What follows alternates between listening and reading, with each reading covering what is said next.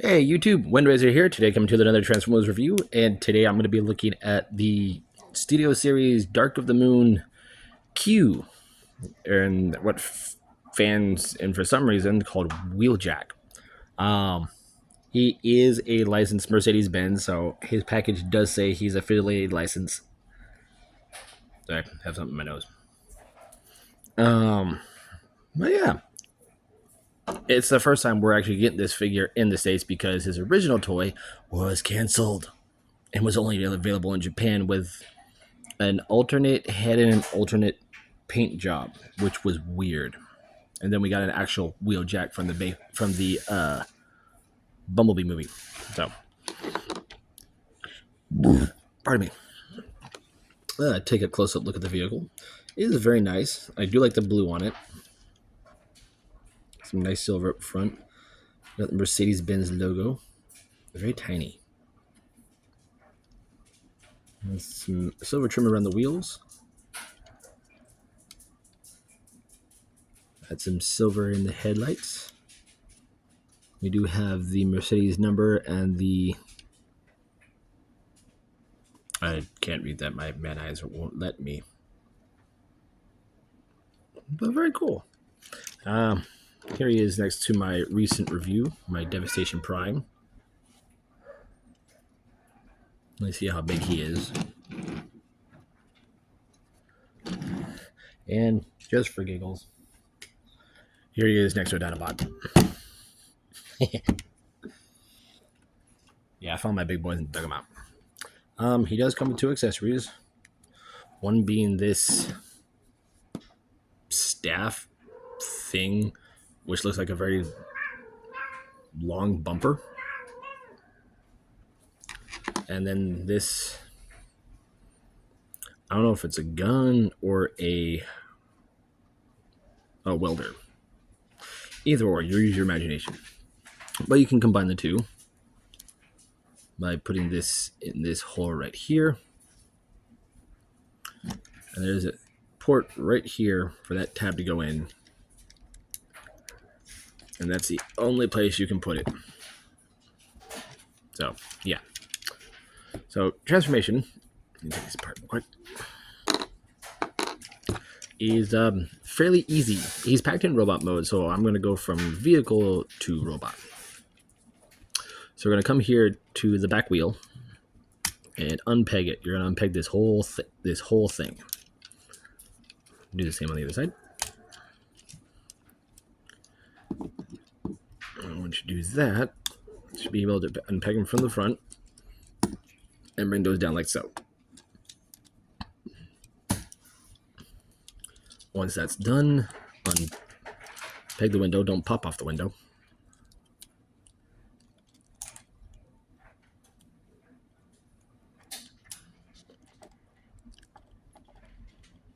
You'll go back up again. Hold on. Alright, new spots back in. Next, you're going to come here to what will be the arms and bring them up a bit. Unpeg them and just swing them out and then unfold them. And we'll straighten them out later. Next, we'll come to the legs. Unpeg those. And what you're going to do here, you're going to bring this bit up. Come here to the side. It helps if you move his hip skirts out the way. Push this out, and you want to have it the front of toe leveled with this hole, because when you bring out the heel, the toe has that clearance to come out. Let me set that into place. Swing it all the way down, and there you have a leg. Same on the other side.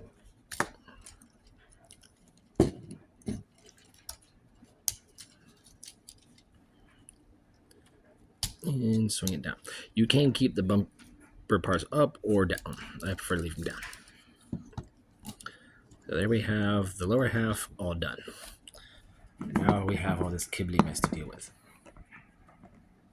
So, gonna bring it away from the head.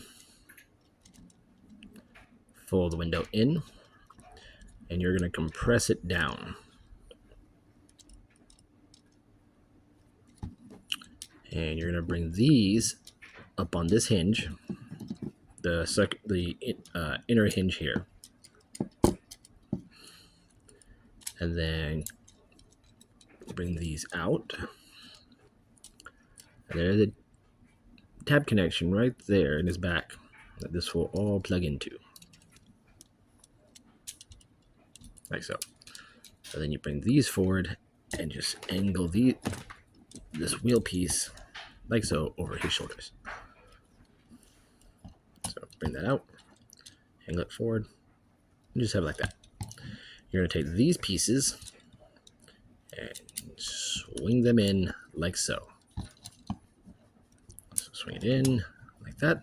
Those will sit on his back. Take the arms, rotate them.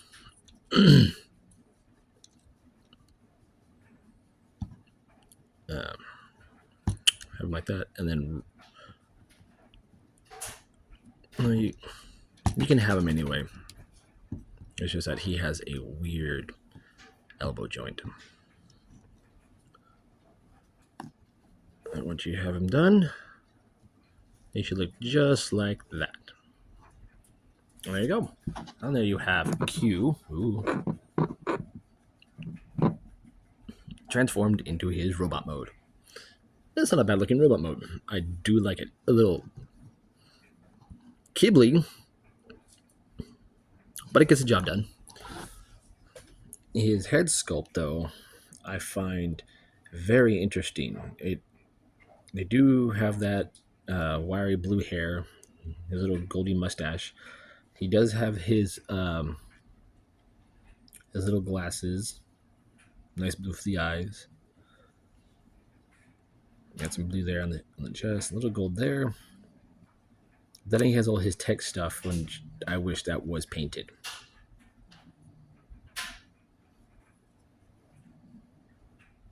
But yeah, there's areas of him that need more paint. Posability, the head can look forward and backward, or can look up and down. It can rotate ever so slightly, but it's stiff. There's a ball joint at the shoulder for forward and back and in and out. You have a biceps over here. There we go. You have an elbow joint here, as well as a joint here, but that's more for transformation. But you can use it. Let me lift these up. The hip skirts do move out to the side. There is no torso waist articulation due to how he transforms. His legs can go forward that far, back that far, out that far. You have a thigh swivel and about 90-degree bend at the knee. Not real ankle articulation unless you use the transformation joint.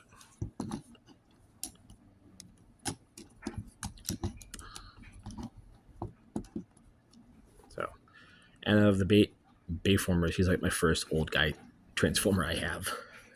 I still need to get a hold of a Jetfire. Side by side comparison. Here he is. Next to some Bumblebee figures that I have lying around. Oh, not lying, they're just like sitting next to me. So here he is next to Ratchet.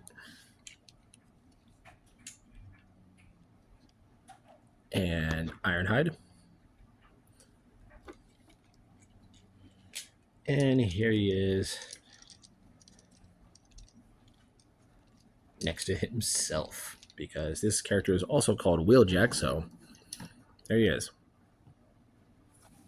Michael Bay Wheeljack with Bumblebee Wheeljack. And I actually do like this version better, so he's just called Q. Now, with his accessories, the gun thingy, he can hold. He can also hold this for some reason. I don't know what you're going to do with it. But you can peg it here into the back using the same tab. But you use either a slot here on his, or what was the grill, but you have to use the outside. It just pegs right there. So you can have that.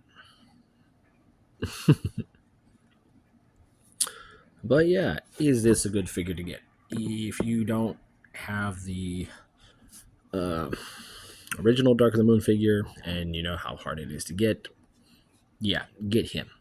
Even if you don't want him, it's a good thing to add to your collection to fill in the cast. So, but there you guys have it for my review for Transformers Dark of the Moon Studio Series Q. I am Windrazor. I'll catch you on the next review.